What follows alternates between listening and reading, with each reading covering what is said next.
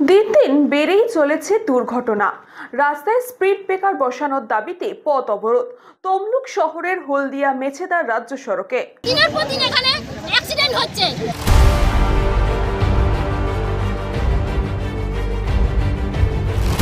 দিন দিন বেড়ে চলেছে দুর্ঘটনা। রাস্তায় স্পিড ব্রেকারের দাবিতে পথ অবরোধ। পুলিশের আশ্বাসে উঠল পথ অবরোধ। তমলুক শহরের হলদিয়া মেছেদা রাজ্য সড়ক থেকে জাতীয় সড়কে যাওয়ার মেন রাস্তায় পায়রাচালি বাস স্ট্যান্ড এলাকায় বিগত কয়েকদিনের মধ্যে একাধিক দুর্ঘটনা ঘটেছে।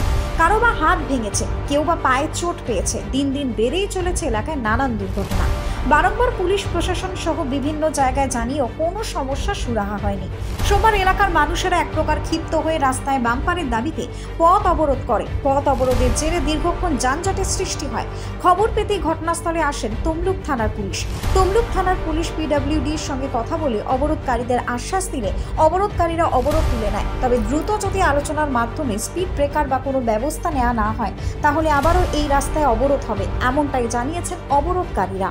অনেক অ্যাক্সিডেন্ট হয়েছে, পুরো দিনে প্রত্যেকদিন হচ্ছে। আমরা যখন অ্যাক্সিডেন্ট হবে কি বলে কই হয়?